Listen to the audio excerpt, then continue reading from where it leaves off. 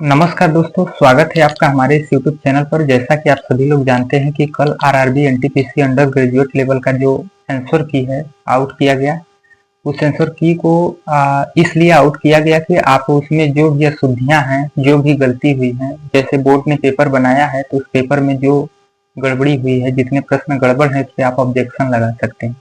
इसलिए उन लोगों ने पहली बार आंसर की जारी किया है। यदि आपके शिफ्ट में कोई भी प्रश्न गड़बड़ है तो आप उसे ऑब्जेक्शन डाल सकते हैं, बाद में आयोग द्वारा उसे सुधार लिया जाएगा। तो आज हम लोग उसी एग्जाम के एनालिसिस के बारे में बात करेंगे और कहते हैं कि हमारा स्कोर कितना है इसके भी बारे में बात करेंगे तथा क्या कट ऑफ रह सकती है इसके बारे में बात करेंगे।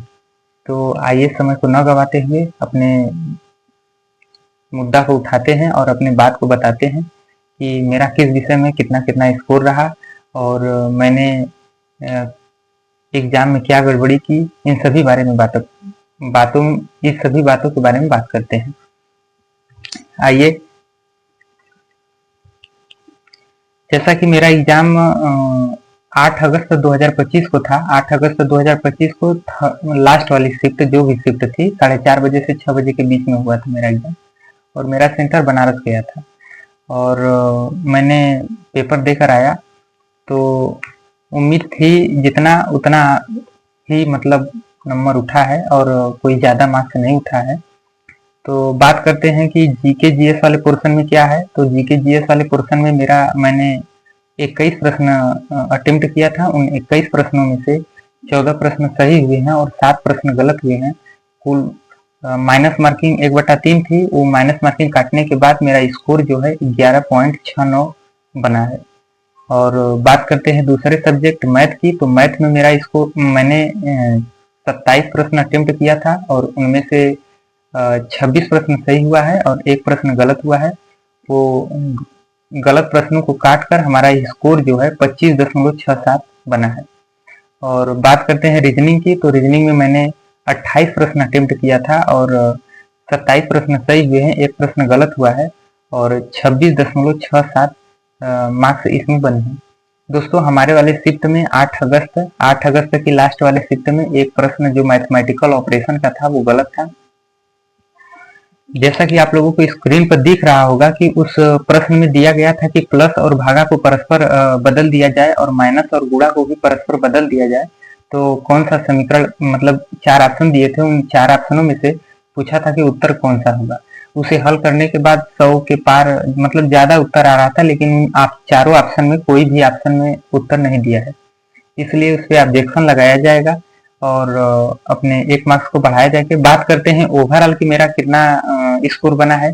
तो मैंने, जानते हैं कि आप लोग 100 प्रश्न पूछा जाता है और उन 100 प्रश्नों में से मैंने 76 प्रश्न यानी 76 प्रश्न को किया था, जिसमें से मेरा 67 प्रश्न सही हुआ है और 9 प्रश्न गलत हुआ है।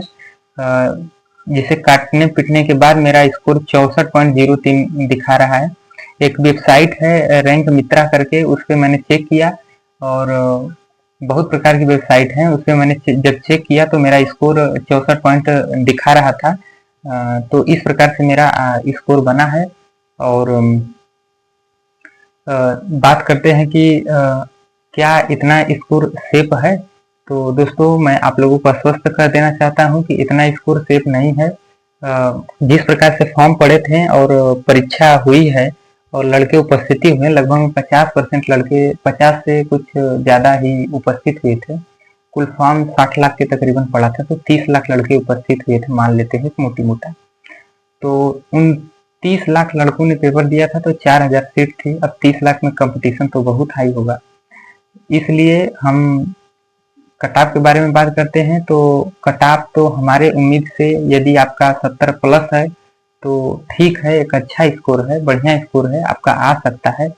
और बात करते हैं कि श्योरिटी, तो श्योरिटी भी नहीं कर सकते हैं, क्योंकि अब रिजल्ट आने के बाद ही पता चलेगा।